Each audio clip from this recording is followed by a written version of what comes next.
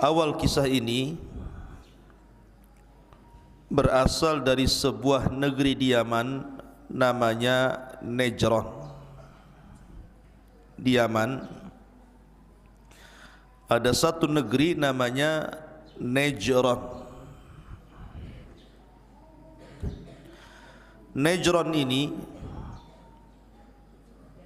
mayoritas manusianya beragama Nasrani kala itu. Najran mayoritas agamanya kala itu adalah Nasrani. Tetapi tentu Nasrani yang masih berpegang dengan agama Isa ibnu Maryam, bukan Nasrani yang sudah menuhankan Isa, mengatakan Isa anak Tuhan, Isa satu di antara tiga Tuhan, atau Isa adalah Tuhan itu sendiri. Bukan itu. Tapi Nasrani yang masih mentauhidkan Allah subhanahu wa ta'ala. Masalahnya di Najran itu dipimpin oleh seorang raja, rajanya pula Yahudi, namanya Dhu Nuwas. Dhu Nuwas namanya. Karena Malikul Arab, raja-raja Arab itu biasanya, terutama Raja Yaman, itu selalu namanya dimulai dengan kalimat Dhu. Seperti Dzulqarnain dari Yaman. Dhu Nuwas itu Raja Najran. Lah Dhu Nuwas ini agamanya Yahudi, tetapi masyarakat Najran itu mayoritas Nasrani. Lah akhirnya Dhu Nuwas ini ingin menjadikan Najran ini semua menjadi Yahudi, memaksa rakyatnya untuk berpaling dari agama mereka, dari Nasrani pindah ke Yahudi.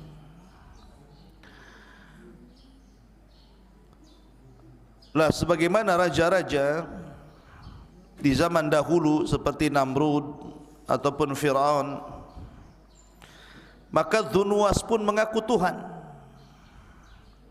Dhu Nuwas itu mengaku Tuhan, sama dengan Namrud.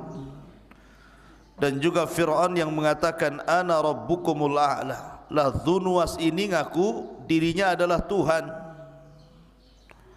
yang harus disembah oleh kaumnya. Untuk supaya meyakinkan bahwa dirinya adalah Tuhan, Dhu Nuwas ini punya tukang sihir. Tukang sihir inilah yang kemudian membuat keajaiban-keajaiban,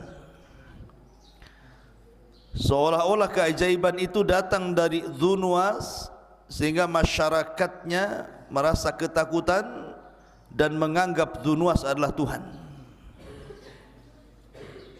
Jadi Dhu Nuwas itu punya tukang sihir, dan tukang sihirnya itu selalu membuat keanehan, khususnya untuk Dhu Nuwas, dan supaya masyarakatnya melihat bahwa dia adalah seorang Tuhan, padahal datang dari sihirnya tukang sihir Dhu Nuwas. Lah kata tukang sihirnya Dhu Nuwas sudah tua, akhirnya dia ngomong sama Dhu Nuwas untuk dicarikan anak muda, biar saya bisa belajar dan mengajarkan sihir kepada anak muda itu. Kalau aku mati, dia penerusnya. Maka oleh Dhu Nuwas dicarikan anak muda yang cerdas, kemudian belajar kepada tukang sihir itu. Masalahnya perjalanan dari rumah anak muda ke tukang sihir itu melewati sebuah gereja. Karena di zaman itu agamanya Nasrani mayoritas. Dia penasaran, masuk dia ke gereja. Rupanya berjumpa dengan sang rahib. Belajarlah anak muda ini kepada sang rahib, tetapi di satu sisi dia datang ke tukang sihir dan belajar sihir.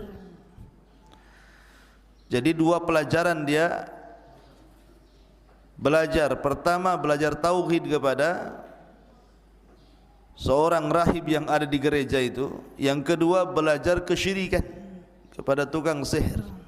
Itu ilmu yang berseberangan tuh, satu tauhid, satu syirik pula. Satu sihir, satu tentang tauhid. Sampai intinya ketika meninggal tukang sihir itu, kemudian ilmunya sudah diberikan kepada anak muda itu,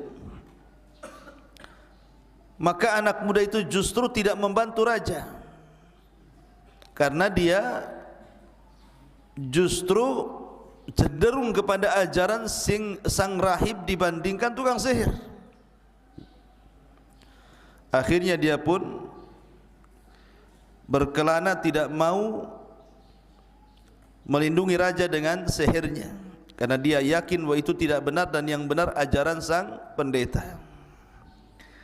Dan dia pun menjadi tukang obat, menjadi pengobat, dan banyak disembuhkan dan mampu menyembuhkan berbagai macam penyakit.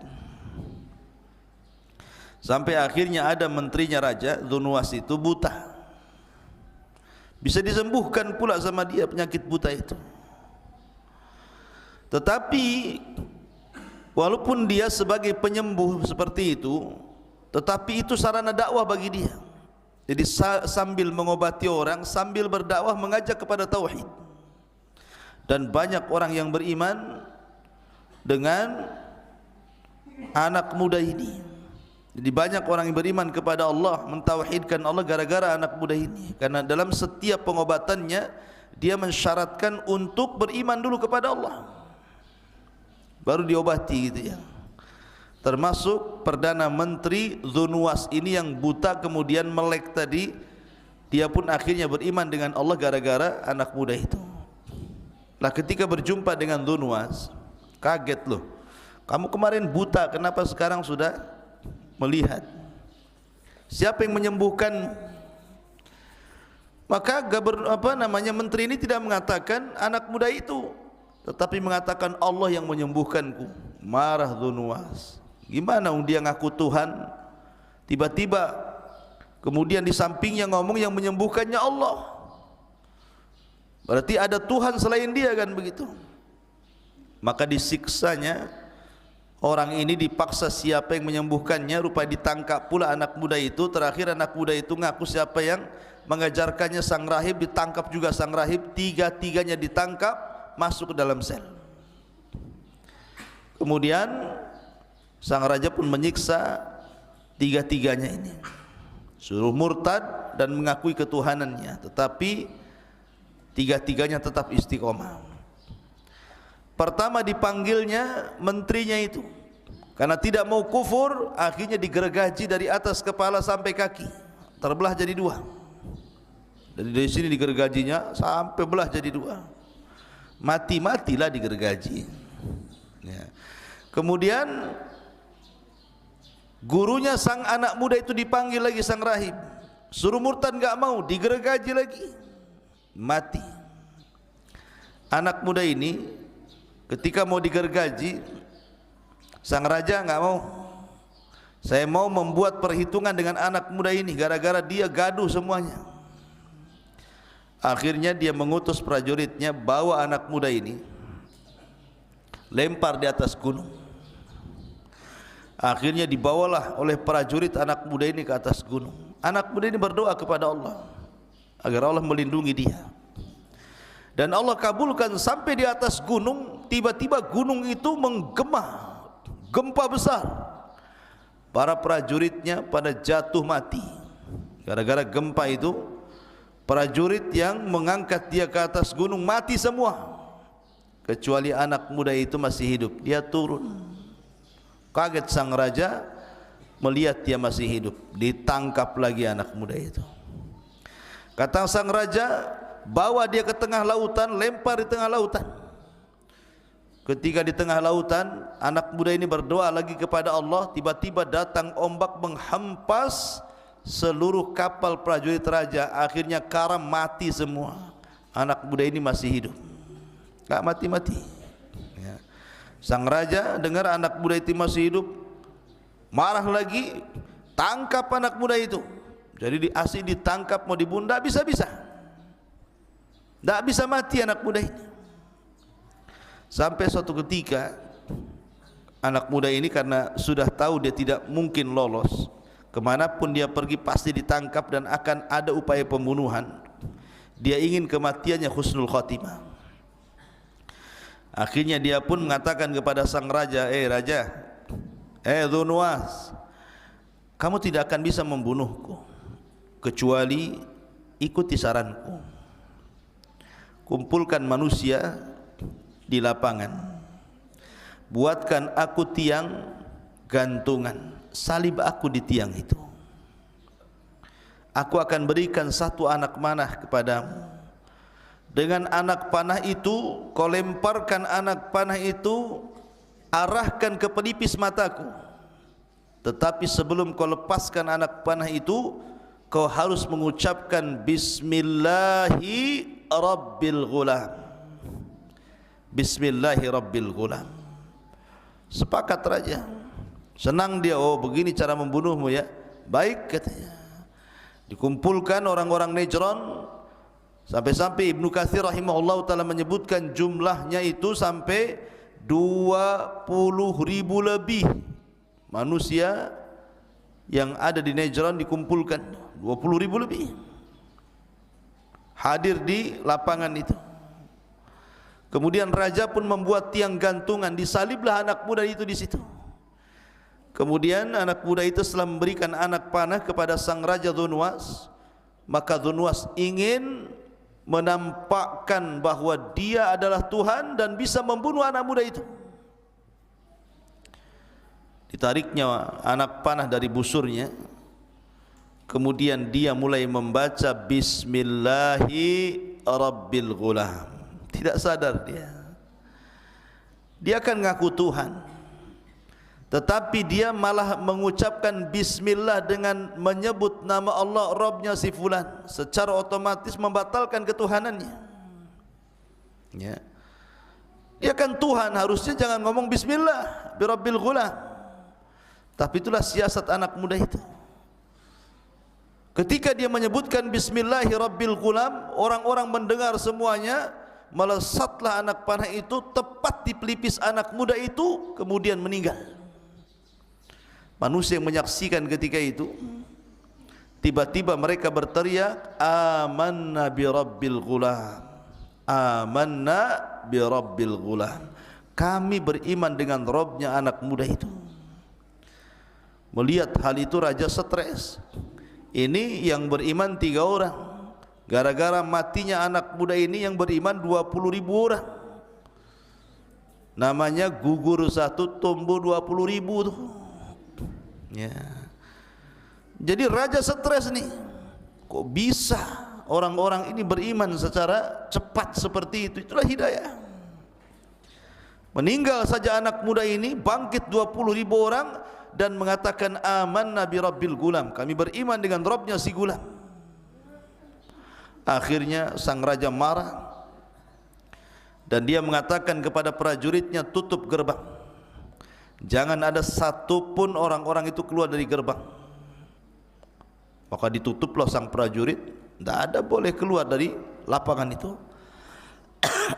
Akhirnya satu persatu kata sang raja, buat mereka murtad kembali dan mengakui ketuhananku. Kalau tidak, hukum mereka. Buatkan parit yang sangat besar, masukkan kayu sebanyak-banyaknya, bakar dengan api sebesar-besarnya. Siapapun yang tidak mau mengakui diriku Tuhan, masukkan dia ke dalam api itu. Betul-betul dibuat parit api. Satu persatu dari 20.000 itu suruh murtad. Subhanallah, tidak ada satupun yang murtad. Tidak ada satupun yang murtad. Semua masuk ke dalam api itu. Sampai kepada seorang ibu yang membawa anaknya, hampir ragu-ragu dia. Masalahnya anak kecilnya itu mau dilemparkan ke api. Tetapi tiba-tiba Allah membuat bicara anak itu dan mengatakan, wahai ibuku, jangan takut. Masuklah kau ke dalam api, karena engkau dan aku akan berjumpa di sorga. baru kemudian dia melemparkan diri ke dalam api. 1, 2, 3 sampai ribuan, dan hampir 20 ribu lebih masuk ke dalam api itu. Dan Allah takdirkan dari sekian orang yang diuji dengan api itu, ada 1-2 orang yang mampu melarikan diri atas kehendak Allah. Jadi 1-2 orang itu melarikan diri. Dia tidak sempat masuk ke dalam api dan tidak sempat dipaksa dilempar ke dalam api, dan berhasil melarikan diri. Maka berangkatlah dari Najran menuju Syam, dan kala itu Syam adalah wilayah Nasrani terbesar. Wilayah agama Nasrani terbesar itu di Syam. Melaporkan tentang kekejaman Dzunwas yang ada di Najran. Marahlah Malikus Syam, Raja Syam ini, ketika orang-orang Nasrani Najran disiksa, dibakar hidup-hidup. Maka tentu ada dalam dunia militer itu ada namanya jiwa korsa namanya. Sesama agama kan, kayak kita lah, kalau ada orang Islam dibantai kan kita marah juga gitu ya. Maka orang Syam ini marah gitu. Ditulisnya surat, ditujukan kepada Ethiopia, Raja Habasyah. Karena yang paling dekat dengan Yaman itu Ethiopia. Maka ditulislah surat oleh Raja Syam kepada Raja Ethiopia yang ada di Habasyah, agar menyelesaikan urusan Najran. Setelah kemudian Raja Habasyah membaca kabar daripada Raja Syam tentang pembantaian di Najran terhadap orang-orang yang beragama Nasrani, marahlah Raja Habasyah ini, karena Habasyah juga negeri yang banyak mayoritas Nasrani kala itu. Maka diutuslah 2 pasukan besar dipimpin oleh 2 jenderal. Pertama namanya Abrahatul Asram. Ini muncul nama Abraha di sini. Ya, pertama namanya Abrahatul Asram. Yang kedua namanya Riyadh. Jadi Raja Ethiopia mengirim 2 jenderal besar dengan pasukan besar. Pertama dipimpin oleh Abrahatul Asram, yang kedua dipimpin oleh Riyadh. Berangkatlah 2 jenderal dengan 2 pasukan ini dari Habasyah menuju Najran, Yaman. Lah akhirnya kemudian setelah sampai pasukan itu ke Yaman, maka digempurnya Najran oleh 2 pasukan besar ini, oleh Riyadh dan Abrahatul Asram, dan berhasil dikuasai Najran oleh 2 jenderal asal Habasyah Ethiopia ini. Kemudian Dzunwas pun melarikan diri. Akhirnya kemudian dikejar dan berhasil dibunuh di lautan. Nah, setelah meninggal Dzunwas, maka kondisi Najran kembali kondusif, kembali menguat agama Nasrani, dan dipimpin oleh 2 jenderal, Abrahatul Asram dan Riyadh. Dalam sebuah daerah, ikhwan, tidak mungkin dipimpin 2 orang. Wali kota saja di Batam 1 sama dengan gubernur 1. Tidak mungkin wali kota dalam satu daerah 2. Bisa pecah kongsi nanti. Makanya ketika itu Abraha, dia licik, dia ingin membunuh Riyadh supaya dia satu-satunya penguasa Najran di bawah kekuasaan Habasyah, atau di bawah kekuasaan Ethiopia ketika itu. Akhirnya dengan kelicikan Abraha, dengan taktik dan politiknya Abraha, akhirnya Abraha berhasil membunuh kawannya sendiri namanya Riyadh. Ketika Abraha membunuh Riyadh, marah ini Malikul Habasyah ini, Raja Ethiopia ini, kok bisa jenderalnya dibunuh oleh Abraha. Akhirnya kemudian ngirim surat kepada Abraha, seolah-olah mengatakan, kenapa kau bisa membunuh Riyadh? Kalau kau tidak bisa mendatangkan alasan itu, kami akan datangkan pasukan yang besar dan akan membunuhmu dan akan membunuh pasukan. Akhirnya Abraha pun ingin menangkan Raja Ethiopia. Cerdas Abraha ini.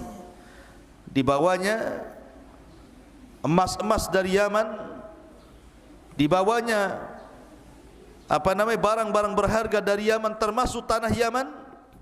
Kemudian dikirim ke Ethiopia dan mengatakan, sesungguhnya kami tidak memberontak Anda wahai raja, kami tetap berada di bawah kekuasaan Ethiopia. Dari situ sang raja akhirnya percaya dengan Abraha, kemudian mengukuhkan kekuasaan Abraha menjadi wakil dari Habasyah Ethiopia untuk memegang Nejron Yaman. Maka jadilah Abraha raja Nejron menggantikan Dzunnuwas. Lah setelah Abraha menjadi raja, Abraha ini kan bukan orang Arab, tidak pandai pun berbahasa Arab. Dia melihat kebiasaan orang-orang Arab. Yaman itu kan Arab, kalau Ethiopia bukan Arab. Jadi melihat kebiasaan orang Yaman. Orang Yaman itu suka datang ke Mekah, mengagungkan Ka'bah. Setiap setahun sekali mereka melakukan haji dan umroh, tentunya ala jahiliyah lah, tapi masih mengagungkan Ka'bah. Terpikirlah oleh Abraha untuk mengalihkan kiblat manusia dari Ka'bah ke Nejron. Gimana caranya orang Arab tidak datang lagi ke Ka'bah dan datang ke Nejron? Akhirnya dibuatlah oleh Abraha itu semacam gereja termegah kala itu, tertinggi kala itu, sampai disebut Kullas. Diambil dari kolam suah. Kolam suah itu peci ya, bahasa Arabnya. Saking tingginya disebut Kullas. Tinggi banget gerejanya itu, tinggi sekali, besar, megah, tinggi gitu kan gerejanya. Sampai kalau negak ke atas itu kopiahnya jatuh, saking tingginya itu, lehernya pegel. Setelah kemudian jadi dengan megahnya, dibangun dengan emas, dibangun dengan benda-benda yang sangat mewah gitu ya. Ketika hendak diresmikan, dikirimlah surat ke kabilah-kabilah Arab agar mereka mau datang ke gerejanya dan meninggalkan Ka'bah. Marahlah orang-orang Arab. Gimana enggak marah? Enggak bisa menggantikan Ka'bah dengan gereja. Siapa yang bisa menggantikan Ka'bah dengan gereja? Tidak ada. Kemarahannya sampai akhirnya seorang laki-laki dari Bani Kinana, seorang anak muda dari Bani Kinana, berjalan kaki dari Mekah menuju Yaman. Kemudian malam-malam masuk ke gereja Abraha, berak pula dia di gereja Abraha. Bukan di toiletnya, di dalam gerejanya. Tetapi kan dia orang musyrik, belum ada Islam ketika itu. Kalau orang Islam tidak boleh ya. Diberakin tuh gereja Abraha. Kurang puas diletakkan surat di situ mengejek Abraha. Bahkan sebagian anak muda yang lain berusaha untuk membakar gereja itu. Bahkan sebagian yang lain berusaha untuk merobohkan gereja itu. Tentu Abraha murka. Bagaimana mungkin orang-orang ini hendak melecehkan dirinya dengan cara menghancurkan gerejanya? Maka dari situ Abraha mencari-cari tahu siapa penyebabnya, apa alasannya. Rupanya penyebabnya adalah karena Ka'bah masih berdiri, masih diagungkan. Kalau Ka'bah tidak dihancurkan, maka akan tetap mereka datang ke Ka'bah mengagungkan Ka'bah, dan percuma mereka tidak mungkin masuk ke gerejanya. Ditambah-tambah orang yang kabilahnya dekat dengan Ka'bah itu pula yang kemudian menghina dirinya dengan cara berak di dalam gereja. Dari situ disiapkan pasukan besar dengan 4 gajah yang ada di depan pasukan itu. Ada yang mengatakan 8 gajah, ada yang mengatakan 4 gajah. Dan gajah yang paling besar namanya Mahmud. Siapa di sini namanya Mahmud? Itu gajahnya Abraha. Jadi 4 gajah yang paling besar namanya Mahmud. Siapa di sini namanya Mahmud? Itu gajahnya Abraha. Jadi 4 gajah yang paling besar namanya Mahmud. Siapa di sini namanya Mahmud? Itu gajahnya Abraha. Jadi 4 gajah yang paling besar namanya Mahmud. Itu gajahnya Abraha. Gajah yang paling besar namanya Mahmud, yang ditunggangi Abraha. Maksud hati Abraha membawa gajah itu sebenarnya ingin menggeret Ka'bah dari semua sisi pakai rantai. Jadi di rantai diletakkan di ujung Ka'bah sebelah sini, sebelah sini, sebelah sini, sebelah sini. Kemudian gajahnya suruh pergi, nanti Ka'bah itu akan roboh. Itu maksudnya, membawa Ka'bah itu untuk menghancurkan Ka'bah.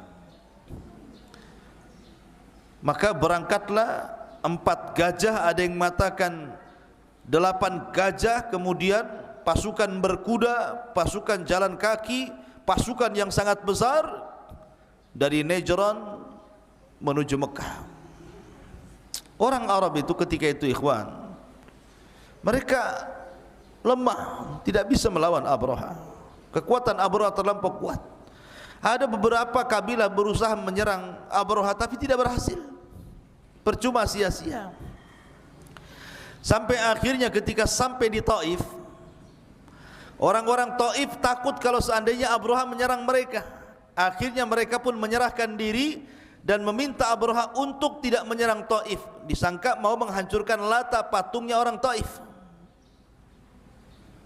Akhirnya orang Taif mengatakan, ya Abraha, Lata bukan Ka'bah. Kau jangan hancurkan Lata, Tuhan kami di sini, Ka'bah di sana. Nanti kami akan berikan engkau penunjuk jalan sampai di Ka'bah, jalan yang paling cepat, jalan pintas dan pantas. Akhirnya seorang laki-laki namanya Abu Rughal namanya, menjadi penunjuk jalan Abraha. Tapi Allah takdirkan Abu Rughal meninggal dunia di tengah jalan, dan kuburannya sampai hari ini dilempari manusia dengan batu, karena Abu Rughal telah berkhianat. Yang menunjuk jalan Abraha memberitahu jalan ke mana, Ka'bah dan Mekah. Maka dia disebut pengkhianat Arab sampai sekarang, Abu Rughal itu. Jadi kalau orang Arab melihat pengkhianat itu disebut Abu Rughal, anta Abu Rughal katanya, kamu ini pengkhianat. Jadi kuburannya dilempari batu, dirajam sampai sekarang kuburannya itu. Udah mati pun masih dilempari batu. Kemudian kalau melempari batu dikatakan pengkhianat kau katanya. Ya, Abu Rughal tuh. Jangan jadi Abu Rughal. Ya.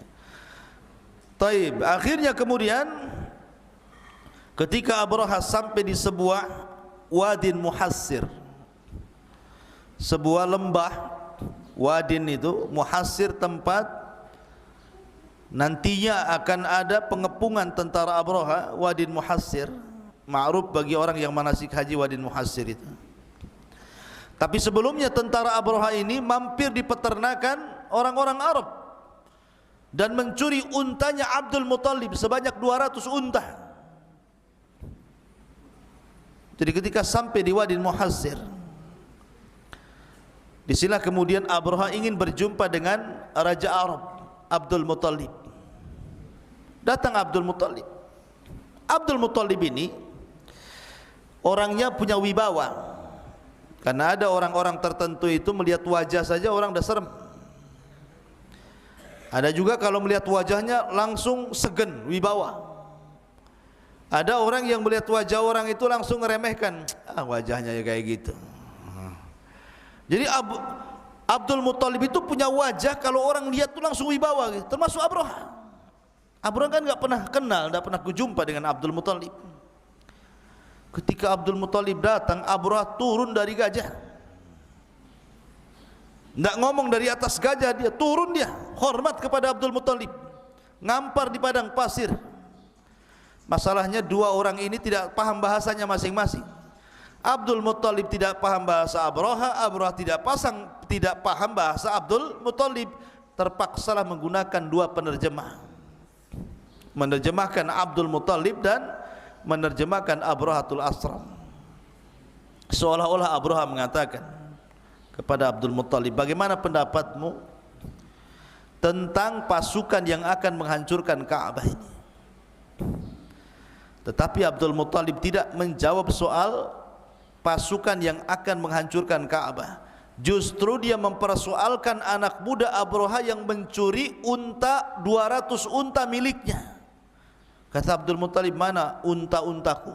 Kenapa kau curi? Abraha meradang ketika itu. Dikiranya Abdul Muttalib akan marah gara-gara Ka'bahnya akan diserang. Bukannya cerita Ka'bah, malah cerita unta. Maka Abraha pun langsung hilang karismanya. Abdul Muttalib langsung hilang karismatiknya di hadapan Abraha dan mengatakan, aku cerita tentang penyerangan, kau pula cerita tentang unta. Maka kata Abraha, kembalikan untanya. Kemudian Abdul Muttalib mengatakan, ya Abraha, aku tidak tertarik ceritamu tentang penyerangan Ka'bah, karena unta itu ada tuannya, dan tuannya adalah saya. Dan Ka'bah itu juga ada tuannya, dan tuannya adalah Tuhan yang akan melindungi Ka'bah. Enggak ada urusan Ka'bah dengan saya, karena sudah ada pelindungnya Ka'bah itu. Akhirnya Abdul Muttalib pun mengambil unta-untanya, mengumpulkan kabilah-kabilah di sekitar Arab, kemudian berdoa kepada Allah Azza wa Jalla. Begitulah orang-orang musyrik, di saat genting mereka berdoa kepada Allah, tapi di saat mereka senang mereka menyekutukan Allah Azza wa Jalla. Wa idza raqibu fil fulki da'awullaha mukhlishina lahuddin falamman najahum idzahum musyrikun. Apabila mereka diombang-ambing di tengah lautan dalam kondisi genting, mereka berdoa ikhlas karena Allah, tapi ketika diselamatkan mereka melakukan kesyirikan. Begitu kebiasaan orang musyrik. Abdul Muttalib pun bermunajat kepada Allah untuk supaya warganya tidak ada yang kena, Ka'bah tidak hancur, dan begitu seterusnya. Akhirnya mereka pun disuruh naik ke mana? Ke Jabal Abi Qubais, yang sekarang jadi istana raja. Naik semua ke Jabal Abi Qubais, mau melihat apa yang terjadi dengan Abraha dan pasukannya di atas gunung itu. Maka semua kabilah-kabilah yang dekat dengan Ka'bah naik semua ke Jabal Abi Qubais, dilihatin dari atas tuh, mau apa Abraha tuh. Ketika Abraha sudah mendekati Ka'bah, kan di Wadi Muhassir itu kan sudah mendekati Ka'bah, tiba-tiba untanya enggak mau gerak. Disuruh menghadap Ka'bah, jalan ke Ka'bah enggak mau jalan, tapi ke tempat lain mau dia. Kalau disuruh berdiri jalan ke arah Ka'bah enggak mau, langsung deprak lagi. Tapi kalau diarahkan ke selain Ka'bah langsung berdiri dan siap jalan gitu kan. Ada apa ini? Ya, kok begini? Akhirnya kemudian Allah Subhanahu wa taala menghendaki lain. Tiba-tiba langit gelap, bukan karena awan. Ketika Abraha dan pasukannya melihat ke langit, rupanya gelapnya langit itu karena tertutup oleh burung-burung laut yang berwarna hitam. Itulah burung ababil. Allah kirim burung-burung laut yang disebut dengan ababil. Kemudian burung itu menutup matahari, menutup awan, sehingga gelap gulita, dan setiap burung membawa batu-batu yang sangat panas. Minimalnya 3 batu satu burung, 2 di tangan dan 1 di paruhnya. Kemudian mereka pun melempari batu itu melesat seperti tembakan senapan. Kalau mengenai dadanya tembus ke belakang, mengenai kepalanya tembus ke belakang ke tengkuknya. Makanya Allah Subhanahu wa taala mempermisalkan seperti daun yang dimakan ulat. Lihat daun kalau dimakan ulat kan tembus tuh. Ya. Dari sini Allah Subhanahu wa taala gambarkan dalam Al-Qur'an peristiwa ini diabadikan, yang kemudian Allah Subhanahu wa taala firmankan dan dijadikan surat yang sangat pendek dalam Al-Qur'an dan dibaca sampai kiamat dibangkitkan. Apa suratnya? Suratul Fil, yang antum semua sudah hafal. Alam tara kaifa fa'ala rabbuka bi ashabil fil alam yaj'al kaidahum fi tadlil wa arsala alaihim tayran ababil tarmihim bihijaratin min sijil faja'alahum ka'asfin ma'kul. Tidakkah engkau lihat wahai Muhammad apa yang terjadi, apa yang diperbuat Rabbmu terhadap ashabul fil? pasukan Abrahatul Asram yang membawa pasukan gajah untuk menyerang Ka'bah itu. Alam tara kaifa fa'ala rabbuka bi ashabil fil alam yaj'al kaidahum fi tadlil, bukankah kami jadikan tipu daya mereka sia-sia? Lihat bagaimana Allah Subhanahu wa taala membatalkan makar mereka. Wa makaru makran wa makarna makran wallahu khairul makirin. Silakan kalian buat makar, Allah juga punya makar sendiri, dan sebaik-baik makarlah makarnya Allah Subhanahu wa taala. Fi tadlil wa arsala alaihim tayran ababil, kami utus kepada mereka burung-burung ababil, tarmihim yang melempar mereka dengan batu-batu itu, faja'alahum ka'asfim ma'kul, maka Allah jadikan mereka seperti daun yang dimakan ulat, hancur. Ya, termasuk Abrahatul Asram. Maka orang itu setiap dilempar oleh batu-batu itu langsung meleleh dagingnya. Tidak ada yang selamat dalam peristiwa ini. Abraha sempat diselamatkan dan sampai di Son Ayaman, tapi kemudian juga Allah Subhanahu wa taala mengadab Abraha dan tetap mengalami kematian. Maka akhirnya terjadi irhasat, keajaiban-keajaiban dunia, karena setelah peristiwa ini 50 hari lahirlah baginda sallallahu alaihi wasallam sebagai sayyidul anbiya wal mursalin, penutupnya para nabi dan rasul. Dari peristiwa ini 50 hari setelahnya lahirlah Rasulullah. Makanya cerita Ashabul Fil disebut irhasat. Irhasat itu nama lain daripada mukjizat. Tapi irhasat itu keanehan yang terjadi sebelum Rasul diangkat menjadi nabi dan rasul, namanya irhasat. Ini keanehan. Allah Subhanahu wa taala menangkan orang-orang Mekah dan tanpa ada perlawanan sedikit pun kepada Abrahatul Asram dan pasukannya. Tiba-tiba Allah Subhanahu wa taala mengirim burung. Lihat bagaimana Allah kalau menghancurkan sesuatu itu tidak perlu ngirim buaya, ngirim harimau, enggak perlu, cukup burung laut saja.